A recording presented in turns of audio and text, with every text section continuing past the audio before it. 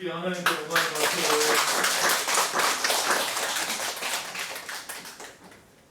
좀 그렇게 잘하세요. 서울 시립 합창단 부럽지 않습니다. 저는 제 설교가 기대되기보다는 늘 성가대 찬양이 기다려지는 건 저뿐만이 아니시죠? 네. 예. 뭘 같이 합이 맞아야지 또 너무 형광등이시다. 요즘 엘리든데. 자, 오늘도 하나님이 지금까지 에베네셀 하나님으로 역사하신 그 하나님을 찬양하고 이후에도 하나님이 일하실 줄로 믿습니다. 우리 하나님은 예수 그리스도를 부활시키셨고 우리도 그 믿음으로 부활하게 될 줄로 믿습니다. 여러분의 굽어졌던 것들이, 어그러졌던 것들이 말씀으로 채워지고 펼쳐지고 빛으로 인도받는 복된 시간 될 줄로 믿습니다. 믿으세요. 이어서 에베소 사람에게 빛을 선포합니다. 빛으로 인도함 받으라고. 오늘 말씀으로 하나, 둘, 셋.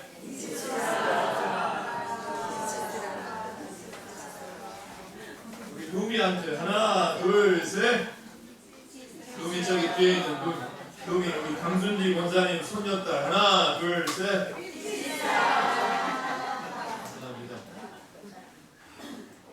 오늘 루미에게 하나님의 인재가 어린 나이 때 성령으로 충만하기를 미리 축복합니다. 어린 예배 지났는데 집에 가도 될 텐데 그거 못 드렸다고 할머니 옆에서 예배 드리고 계시는 것입니다. 자, 오늘 제목 있는 하나 말씀 같이 한번, 너무 중요한 주제니까 잊지 말라고 먼저 따라서 해보세요. 교회는 통일이 실제할 때 얻는 일입니다. 교회라고 간판을 이름을 달아놓다고 해서 교회가 아니라, 교회라는 진짜 이름은 언제 얻냐면 교회가 통일이라고 하는 것이 우리 안에 실제할 때, 그것이 넘쳐나서 밖으로 드러날 때, 그게 교회가 가져야 될 이름이게 되는 것이죠. 우리 교회가 그런 이름을 갖는 교회가 되기를 간절히 소망해 봅니다. 이번 시찰 모임 때 계시는 장로님이 이 포합사 올라가는 길 올라갈 때마다 저기 뒤에 있는 교회 주보를 항상 가져가신대요. 그리고 여기 잣나무 힐링 숲 있죠? 거기다가 벤치마다 하나씩 두고 내려오신대요. 여러분 아파트 앞동에다가 주보를 꽂으십니까? 그러십니까? 이걸 자랑할 수 있는 말씀의 은혜가 오늘도 있어지기를 소망하며 말씀을 준비해왔으니 오늘도 이 말씀을 하나님을 증거하는 복된 말씀으로 삼기를 축복합니다. 지난주에 우리가 살펴본 바와 같이 바로 앞에 있는 부분, 하나님의 크고 영원한 꿈, 경륜, 소망, 계획, 이 원대한 그 계획과 그 뜻이 그리스도 안에서만 하늘에 있는 것이나 땅에 있는 것이 통일되게 하려는 뜻인 것을 우리가 살펴보았습니다. 그리스도 안에서 하늘과 땅에 있는 모든 것이 다시 통일될 것이고, 물론 그 중에 가장 중요한 대상인 저와 여러분, 우리 인간들이 회복되게 될 줄로 믿고, 그리스도 안에서 주님과 화목하고 조화를 이루고 완전해지는 일들이 일어날 것입니다. 이런 것들을 볼 수 있는 너는, 제자들과 그 외의 사람들은 눈이 감겨서 못 봤지만 이걸 볼 수 있는 사람들은 지혜와 총명을 선물로 받는 자들에게만 이 원대한 하나님의 계획이 볼 수 있다. 이 볼 수 있는 능력이 지혜와 총명이다. 그렇다면 그 지혜, 총명을 선물로 받으려면 먼저 우리 안에 뭐가 유통되어져야 되냐면, 따라서 해보세요. 은혜의 풍성함. 이게 혈전으로 남지 않고 유통되게 될 때 지혜와 총명을 선물로 받아줌으로 하나님이 우리에게 주시는 구원의 원대한 계획을 원망과 불평하는 상황에 놓였을지라도 그 꿈을 향하여 볼 수 있는 능력이 우리 가운데 생긴다라고 하신 말씀이 지난주까지 봤던 말씀이었습니다. 오늘 이 시간은 우리가 생각해 보게 될 말씀, 에베소서 1장 11절에 14절에 이르는 말씀 중에 거기 나오는 이 시간에 다 다룰 수 없으니 지시대명사 두 가지를 가지고 우리 같이 나누려고 합니다. 14절에 이르는 말씀 중에 거기 나오는 우리라고 하는 말이 갖는 뜻을 살펴보려고 합니다. 먼저 11절, 12절 본문을 먼저 보시면 모든 일을 그 마음의 원대로 역사하시는 자의 뜻을 따라 누가? 모든 일을 그 마음의 원대로 역사하시는 자의 뜻을 따라 누구가? 우리가 예정을 입어 그 안에서 기업이 되었으니 이는 그리스도 안에서 전부터 말하던 우리로 그의 영광의 찬송이 되게 하려 하심이라. 할렐루야. 여기서 우리라고 하는 말이 지시대명사가 나오는데 이때 우리란 뭘 말하냐면 바로 그 계획 속에 포함되어 있는 모든 사람을 의미합니다. 그리스도 예수의 십자가로 말미암아 하나님 앞에 영원한 소망과 기업을 얻게 된 저와 여러분을 의미한 줄로 믿습니다. 그러나 제가 또 한 부류를 여러분에게 제시하려고 합니다.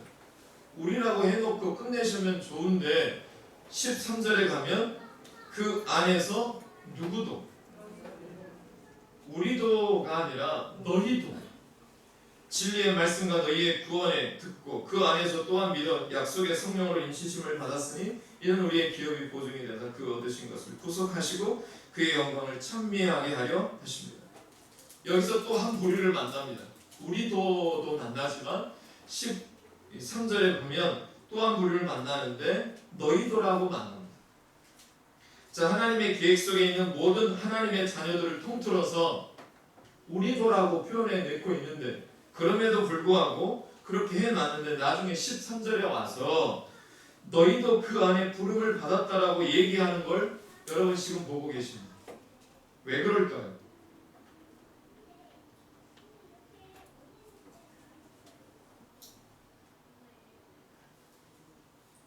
여기에 사도 바울은 이중적인 의미를 두고 있습니다.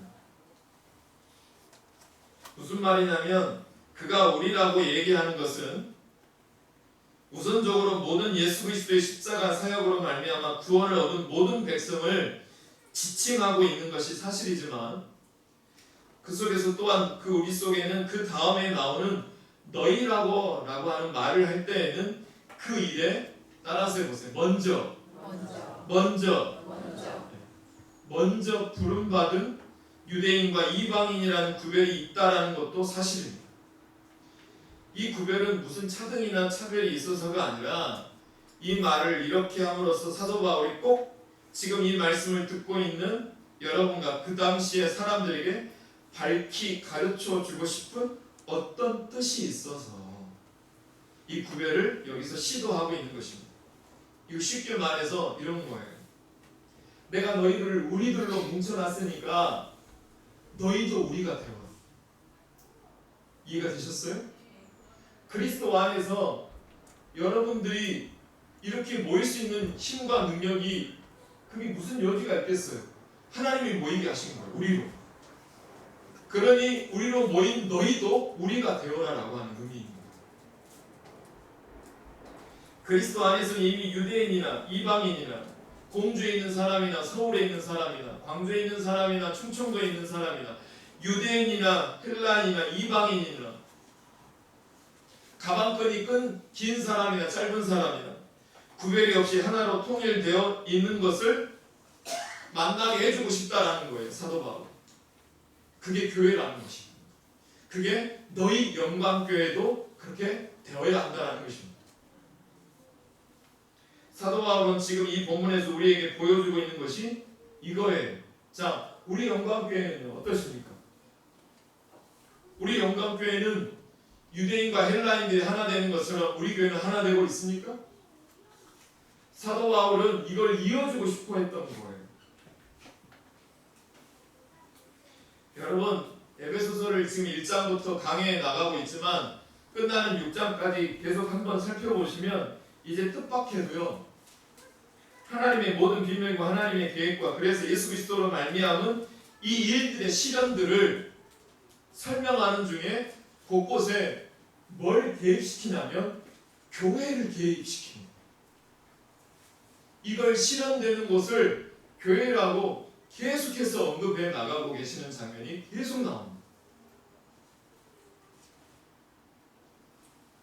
에베소를 처음부터 끝까지 여러분 집에 가서 한번 읽어보시면 중간중간 필요할 때마다 이 교회가 자주 등장하는 걸 만나는데, 말하자면 이 교회라는 것은 어떤 의미에서 그리스도 안에서 재통일된, 즉 그리스도 안에서 차별 없이 하나님과 화목되는 모습이, 따라서 해보세요, 가시적으로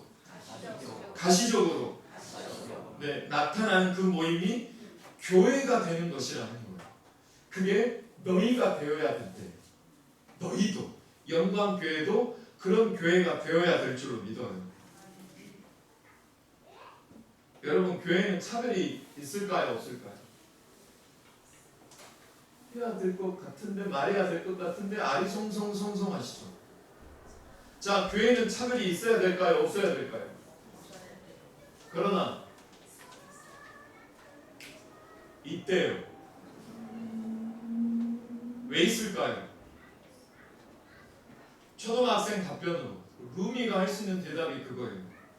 나쁜 사람이 있어서 그래요. 나쁜 사람이 있기 때문에. 성경은 원래는 차별이 있어요, 없어요? 원래는 차별이 없어요. 집과 차가 크든 작든, 학벌이 길든 짧든, 그분이 서울대 나왔든 아니면 지방 전문대를 나왔든 구원과는 아무런 차이가 없습니다. 하나님 앞에는 그게 아무런 차이가 없어요. 교회란 원칙적으로 차별이 없고 더 이상의 싸움이 없이 통일되고 조화되고 화목된 자의 모임이 유일한 장소가 영광교회, 너희 교회라는 것입니다.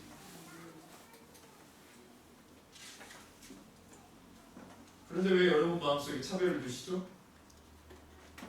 왜 차별을 두고 말씀을 전하든지 말씀을 받고 계실까요, 여러분의 마음은?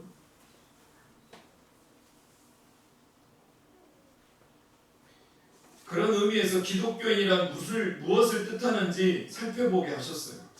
우리 한번 생각해 보자고요. 보통 우리가 신자들을, 기독교 신자를 얘기할 때 기독교인, 그리스도인이라고 표현합니다. 그리스도인. 말하자면 신자라는 것은 그가 신앙을 갖고 있다라는 것으로 자신을 설명하기보다는 자기 어느 교회 다니는가, 영광교회 다니는, 이걸로 설명하는 것이 아니라 오히려 그리스도 안에 있다라는 것으로 자신을 설명하는 자가 신자입니다.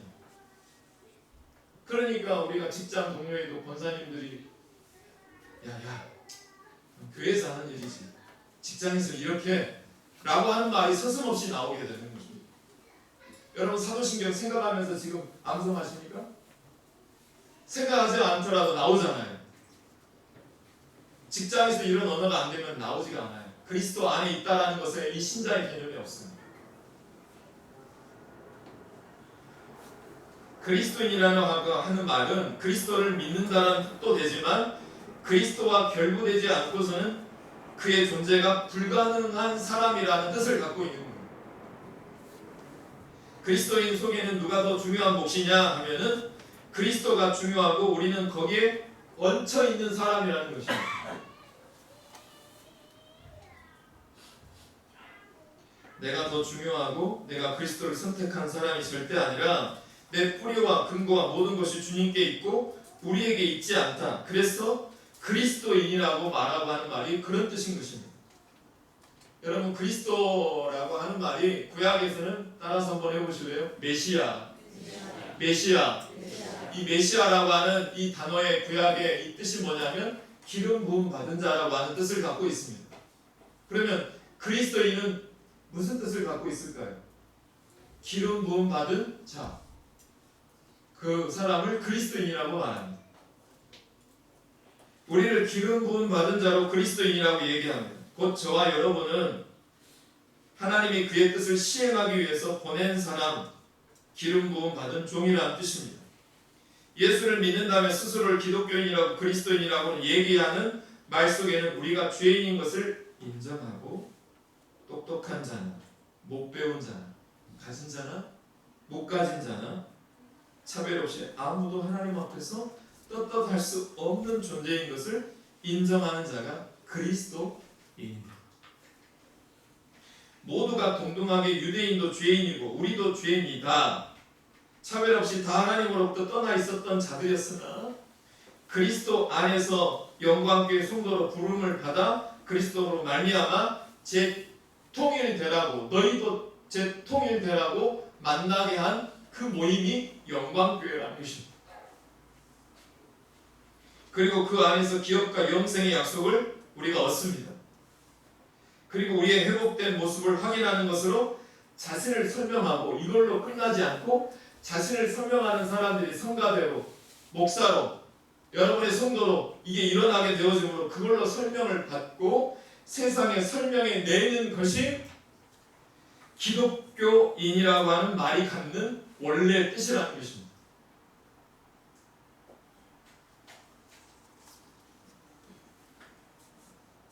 정리해 볼게요.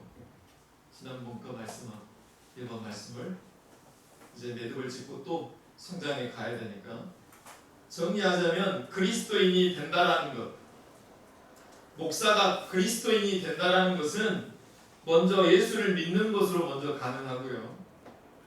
어느 민족이냐, 네가 배웠냐 안 배웠냐, 그걸로 되지 않고 중생으로만, 예수님 믿는 것으로만 가능합니다. 여기까지 동의하십니까? 그 속에서 일단 하나의 주님 안에서 통일을 우리로 모여서 모이게 했던 것을 우리가 지금 보고 계십니다. 나이가 있는 자도 없는 자도 어린아이까지 우리로 모이게 한 것을 우리가 보고 계셔요 지금. 그리고 그 중생한 모든 사람이 주님을 머리로 한 교회로 모이게 하십니다. 머리는 누구만 된다고요? 예수 그리스도가 유일한 머리가 될 수밖에 없습니다. 주께서 머릿돌이 되신 이 교회로 모여 우리가 지체로 뭉칩니다. 거기에 비로소 뭐가 일어나냐면 조화가 일어납니다. 화평이 일어나고 화목이 일어나고 통일이 일어나고 협력이 일어나는 것입니다. 자, 중요한 것은 누구만 머리죠? 목사요? 누가 머리냐면 주님만 머리입니다. 그리고 우리는 다 지체들입니다.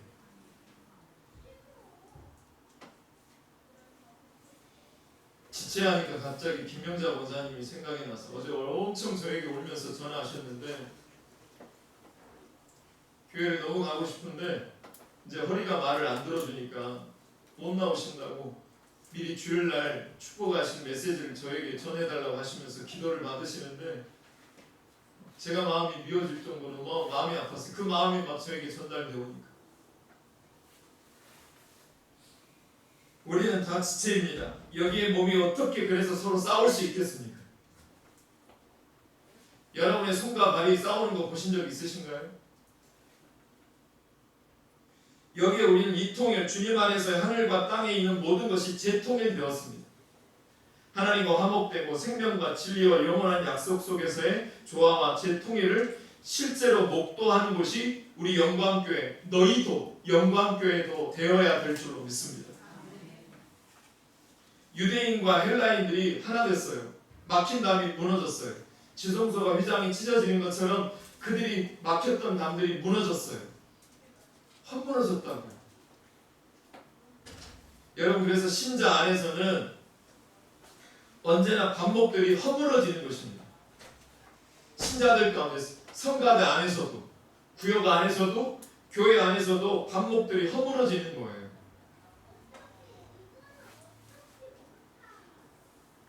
합쳐질 수 없었던 것들이 통일되는 것을 보는 것. 우리나라에서 큰 병 중에 하나라고 세계 수많은 사람들이 이야기하는 것 중 우리나라 가장 가지고 있는 큰 병이라고 지목하는 게 뭐가 있냐면, 그 중에 하나가 지연, 학연, 파벌, 배웠다 못 배웠다, 가졌다 안 가졌다가 교회에서는 싸움이 될까요 안 될까요? 싸움이 되질 않습니다. 싸움이 되면 문제인 거예요. 여러분이 신자가 되면 위치와 학벌, 가진 것으로 싸움을 할 수가 절대로 없습니다. 왜요? 그것은 하나님 안에서 하나도 중요한 문제가 아니기 때문에 그렇습니다. 예수를 믿는 순간 세상이 가졌던 가치와 전혀 다른 가치가 생겨납니다. 제대로 믿으면 이 가치가 두 가치로 내 안에서 쫙 벌어져요. 그리고 상충되면서 싸워요. 여러분, 먼저는 세상의 가치라고 인정하는 것은 뭐가 있냐면 언제나 싸움하는 가치예요. 다음에 그리스도 안에 있는 가치들은 언제나 남을 살리는 가치예요. 그래서 성경은 신자에게 끊임없이 뭘 요구하냐면, 따라서 해보세요. 양보하라. 양보하라. 이걸 요구해요. 물론 우리 본성이, 저만 봐도 알아요. 우리 본성이요, 양보를 가지고 있지 않아요. 내 자존심을 누가 건들면 가만히 있지 않게 돼요. 그래서 훈련을 받아야 되는 것도 사실이지만, 다른 면에서는 그리스도 안에 있는 자, 예수를 믿어 중생한 신자가 된 자의 가장 두드러진 특성은 뭐냐면, 세상의 것과 비교할 때 그 면에서 가장 크게 다르다는 거예요. 양보한다는 거예요. 이걸 빌립보서에서는 2장에서는 남을 나보다 더 낮게 여기는 것이라고 표현하고 있어요. 자기 일을 돌아볼 뿐만 아니라 남의 일을 먼저 돌아보는 거예요. 여러분, 저와 여러분은 신자이심을 믿으시면 아멘. 신자와 교회는 그 면에서 전혀 다른 가치와 전혀 다른 원리를 가지고 있습니다. 여기 교회 안에서와 신자들 사이에는 언제나 남을 위해서 내가 죽을 수 있는 원리로 살아내는 분들이 여기 앉아 계시는 겁니다. 서로 먼저 죽겠다고 싸울지언정, 내가 먼저 죽을게. 강집사님, 제가 먼저 죽을게요. 아니에요. 목사님, 제가 먼저 죽을게요. 이렇게 해놓고 싸울지언정 나를 위해서 네가 먼저 죽어라 라고는 절대 안 하는 것이 신자 간의 관계라는 것입니다. 그런데 우리는 먼저 네가 먼저 죽어라 라고 그러죠. 아들, 네가 먼저 죽어. 당신이 먼저 죽어야 돼. 그러니까 자기는 변할 생각도 없이 40이 되면 50이 되면 당신은 변할 수가 없죠. 이렇게 말하고 있는, 그 안에는 교만이 완전히 깔려 있는 거예요. 세상은 그렇지 않습니다. 세상의 모든 것은 그걸 얻기 위해서 누구를 죽여야 합니다. 그래서 실적이 올라가는 거예요. 인사 고가가 그거잖아요. 먼저 가진 자를 죽여야 됩니다.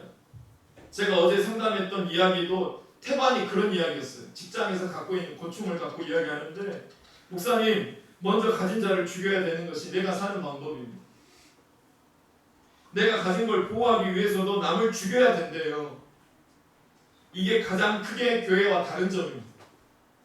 제가 이번 주에 시찰 안에 지금 분쟁 중에 있는 교인들의 호소문을, 각 호소문만 8통을 받았습니다. 목사님 편에서 8통을 받고, 법정 소생하고 있는 그 법정인들, 성도들에게 편지 호소문을 또 받았어요. 너무 마음이 아팠어요. 여러분, 세상은 언제나 이렇습니다. 배우면 어떠죠? 배우면 어떤 일이 벌어지냐면, 다 그렇지는 않겠지만, 배우면 어떠냐면, 배우면 못 배운 자들을 정죄합니다. 여러분, 똑똑한 학생은 누구나 가르칠 수 있습니다. 그러나 어리석은 학생을 가르치는 것은 뭐가 있어야 될까요? 실력이 있어야 돼요. 세상에서 똑똑하면 똑똑한 것으로 상대방과 화목하고 상대방을 살립니까? 아니에요. 똑똑한 것으로 얼마나 상대방을 죽이는지 몰라요. 이런 분들 정말 많이 만나잖아요. 그런 분을 우리 스스로가 만나고 있지는 않나요? 내 스스로가 그 주인공이지는 않을까요? 여러분, 똑똑한 것으로 얼마나 상대방을 죽이는지 예전 뉴스에 제가 이런 뉴스를 봤어요. 어떤 학생이 야구 방망이로 자기 반장 학생 하나를 머리통을 뒤통수를 쳐서 죽인 사건이 있었습니다. 그 일을 저지른 애가 되게 착한 애예요. 저처럼 착해요. 여러분, 인정을 안 해주시면 고개를 숙여보시, 제가 조금 더 착하게 살아야 되나? 이 착한 애였어요. 소심하고 그래서 평소에 여자 같다라고 하는 놀림을 자주 받았어요. 그런데 어느 날 사고가 있었던 날, 그날도 늘 놀리는 대로 놀렸대요. 평소에 그러지 않던 이 반장애가 옆에서 야야, 놀릴 만한 애를 놀려야지 그 남자도 아닌 애를 놀려서 쓰겠냐? 라고 하면서 한마디를 하고 지나갔대요. 그런데 그 놀림받던 애가 여태 참았던 수모와 자존심 상한 일이 그 친구로 튀어버린 겁니다. 그날 놀림받은 후에 교실에 돌아와 슬그머니 앉아있다가 수업 시간 중에 뒤로 걸어나가서 갑자기 멀쩡히 공부하고 있던 그날 처음으로 한마디 한 반장 아이를 뒤에서 머리를 때려서 뒤통수를 때려서 그 자리에서 즉사시킨 것이었습니다. 실제로는 늘 놀리던 놈들을 가서 때렸어야 하는데 왜 그렇게 됐을까요? 이 놀림말을 한번 잘 들어보세요. 놀릴만도 못한 애, 그러니까 이 반장아이가 그 말을 왜 했을까요? 놀리지 말라라고 하는 것입니다. 야, 그거 왜 놀리냐? 난 마음 상하겠다. 이렇게 하지 않고 하지 말라는 걸 어떻게 표현을 했냐면 자기도 놀릴 수 있지만 나는야 그런 거 치사해서 안 놀린다. 이 논리가 뭐예요? 그 저변에 너희보다 내가 더 세다라는 거예요. 이런 표현이 자기도 모르게 나간 거예요. 원래 의도는 자기 딴에는 놀리는 걸 말리려고 했겠죠. 그러나 인간은 교회에서조차도 모든 표현과 모든 행동을 무의식적으로 아니면 말고식으로 뱉어내는 분들이 너무 많아요. 나중에 보니까 아니었다라고 하면 아니 말고. 인간은 모든 표현과 모든 행동을 무의식적으로 잘난 척을 하도록 돼 있어요. 이 구조 자체가. 이것이 선악과를 따먹은 이유거든요. 신이 되려고 따먹은 거니까요. 그래서 여러분 인간의 죄는 언제나 자기 외의 모든 것을 깔고 앉으려는 자기중심적인 사고방식이 그 주류를 이루는 것입니다. 이것이 굉장히 무서워요. 똑똑하다라는 것이 여러분 잘 들어보세요. 똑똑하다라는 것이 눈에 보이면 이미 그 사람은 어리석은 사람입니다. 누군가에게 그 사람은 똑똑하다라고 다 그렇지 않지만 대체적으로 똑똑하다라는 것이 눈에 보이면 이미 그 사람은 어리석은 사람입니다. 가장 많이 손해보는 겁니다. 그래서 교회는 실제로 그가 그 일을 행할 실력이 있다 없다로 일을 나누지 않습니다. 교회에서 하려는 것은 옛날 우리가 들었던 동화 속에 이런 이야기가 딱 들어맞는 이야기 같아요. 자, 들어보세요. 자, 이 제목이 생각이 나지 않아서 금술 좋은 영감님과 할머님이 사셨는데 영감님이 하는 모든 일에 대해서 그 부인은 언제나 잘했다라고 하셨습니다. 어느 날 암소를 팔러 나가서 시장에서 당나귀랑 바꿨습니다. 다음 돼지랑 바꿨습니다. 그랬더니 할머니가 뭐라고 했을까요? 참 잘했습니다. 다음 뭐랑 바꿨죠? 오리랑 바꿉니다. 나중에는 썩은 콩을 갖고 들어왔습니다. 할머니가 뭐라고 그랬다고요? 영감 참 잘했어. 저는 특별히 이 동화를 제 아내에게 바칩니다. 그리고 이 세상의 모든 부인에게 바칩니다. 제발 이것 좀 해주세요. 이것 좀 해주시면 좋겠어요. 여러분 다 받고 계시니까 별로 그렇게 허덕이지는 않으신가 봅니다. 저만 허덕이고 있는가 보죠. 남자 지금 걸기대회 하겠다고 이 말을 하는 게 아니라 부인 여러분 이것 좀 해주세요. 한번 따라서 해보세요. 잘했어.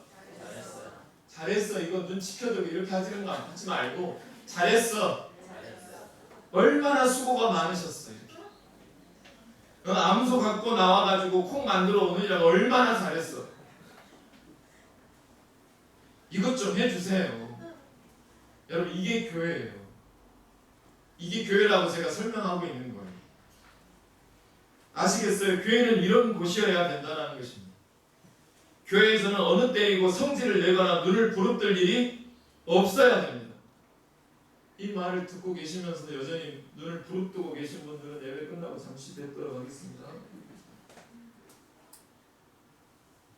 여러분, 교회는 이 통일, 조화, 화목, 평안 이런 것이 실제하고 그것을 완성시키기 위해서 하나님께서 세우신 기관이 교회인 줄로 믿습니다.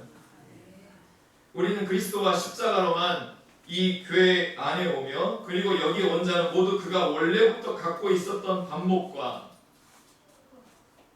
싸움을 벗어던지고 화목하며 남을 나보다 낫게 여기는 싸움으로 통일되고 조화를 이루고 함께 역사하는 일로 부름을 받았기에 그 훈련을 우리 교회가 해야 하기를 축복합니다.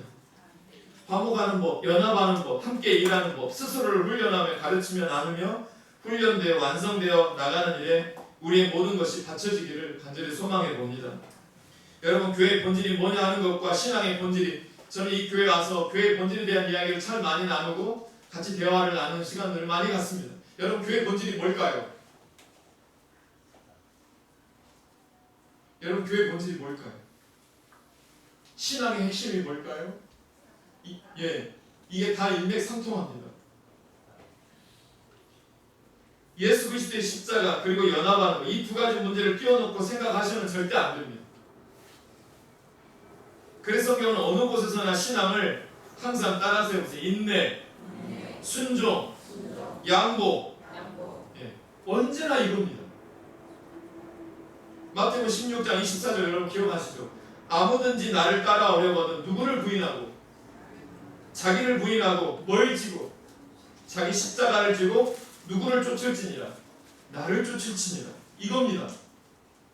언제나 자기를 부인하고 자기를 죽이는 것. 빌립보서 2장 5절로 이야기하면 너희 안에 이 마음을 품으라. 그리스도 예수의 마음이 그런 근본 하나님의 본체시나 하나님과 동등됨을 여길 것으로 아니하시고 오히려 자기를 비워 종의 형체를 가져 사람들과 같이 되었고 사람의 모양으로 나타나셨음에 자기를 낮추시고 어떻게 했다고요? 죽기까지 복종하셨으니 곧 십자가에 뭐 하시리라?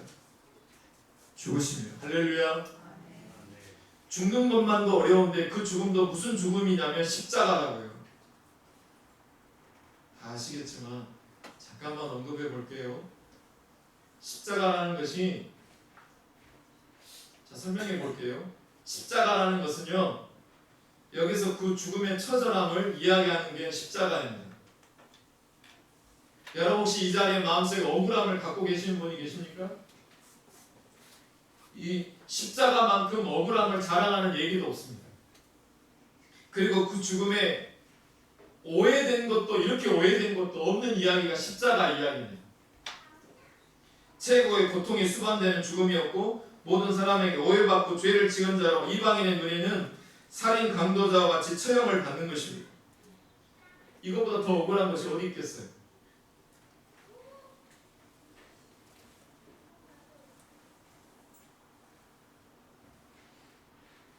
지난주에 아내가 제가 안 했는데 자꾸 했다고 하니까 그 억울함이 제 안에 있어요. 지금. 내가 안 했는데 자꾸 나보고 했다고 하니까 그 설명하려고 하니까 한도 끝도 없고, 안 했다고 하는데 지금도 여전히 내가 했다고 믿고 있는 저 아내를 두고 제가 얼마나 억울하겠어요. 지금. 이건 우스갯소리지만 십자가만큼 이 억울함으로 집대성된 상징도 없어요. 이것이야말로 그리스도 안에 들어온 자들이 마땅히 해야 되는 일들의 핵심되는 것들입니다. 여러분 억울하십니까? 잘하고 계신 겁니다. 자기를 죽이는 것, 이것으로만 사람들이 평안을 누리고 화목한다는 것을 아는 신앙적인 행위인 것이, 이것이 없으면요 저와 여러분의 신앙은 절대 아닙니다. 이건 교회가 아니에요. 이제 말씀을 가름할까 합니다. 여러분께 이 질문을 드리면서 말씀을 정리해 볼게요. 혹시 여러분 속에 이런 마음이 있으십니까? 예수를 믿으면 무엇이 생길 거라고 기대를 하고 있습니까?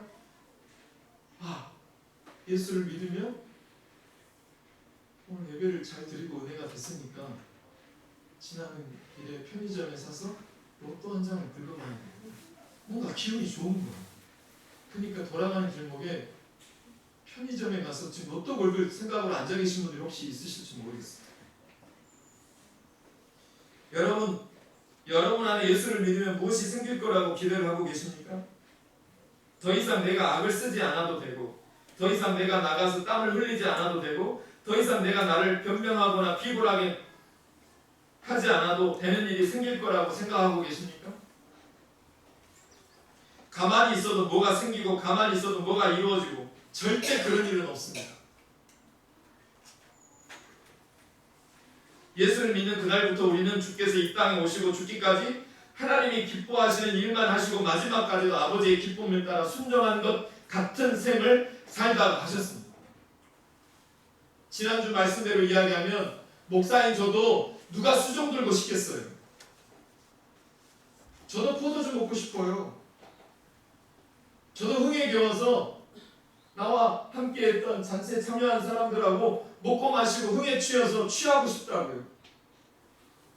누가 수종 들고 싶겠어요? 누가?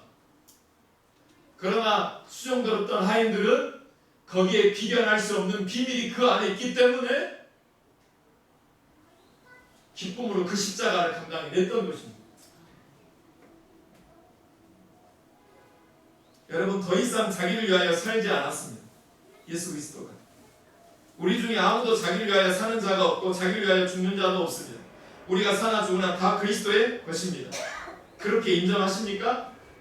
그러나 저도 쉽지 않습니다. 참 쉽지 않아요. 왜냐하면 남들은 이렇게 사는 사람이 없거든요. 우리만 이렇게 살아야 된다는 것이 너무나 억울해요. 그래서 제 동기생 중에도 목회를 하다가 그만두었던 것 중에 한 이유를 들었던 이유가 뭐냐면 너무 가난이 힘들어서 늘 하늘만 바라보고 만나와 매출하기 떨어지는 것이 너무 불안하고 힘든 거예요. 그래서 제 동기생 중에 한 4, 50명이 되는데 목회하는 친구가 8명밖에 안 돼요.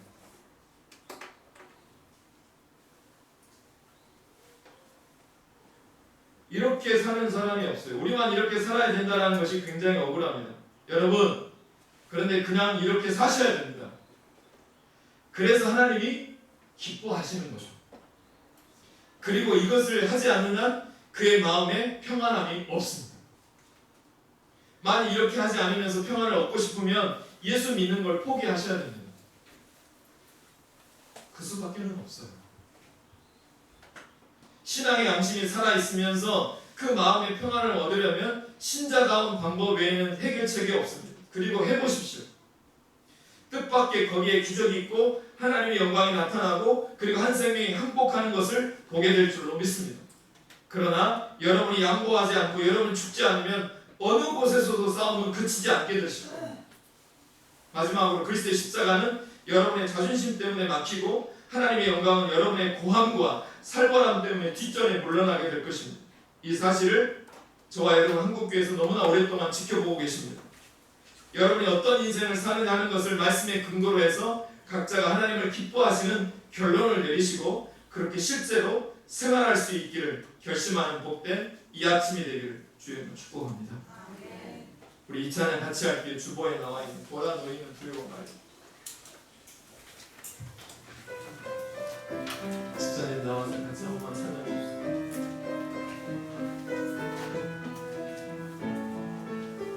우리 말씀 가지고 같이 찬양해요.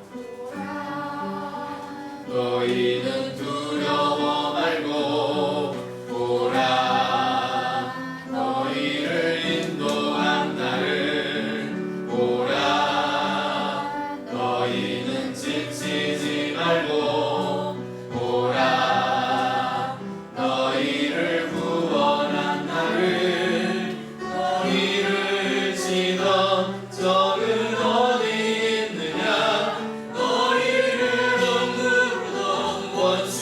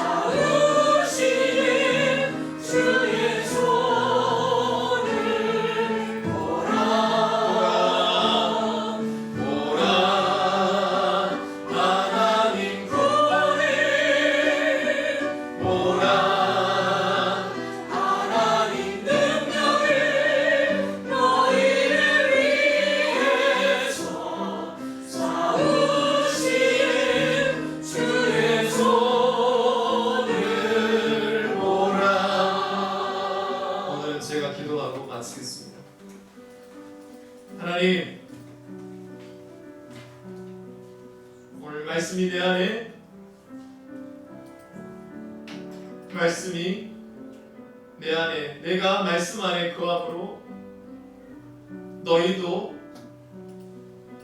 그리스도 예수 안에서 통일이 실제하는 교회를 세울지어다 라고 하시는 그 명령에 아멘으로 다짐하고 결단하는 영광교회 성도님들 머리머리 이 시간 하나님께서 하늘로 내려오는 귀한 신령한 복을 이 시간 부음받게 되게 하여 주옵소서.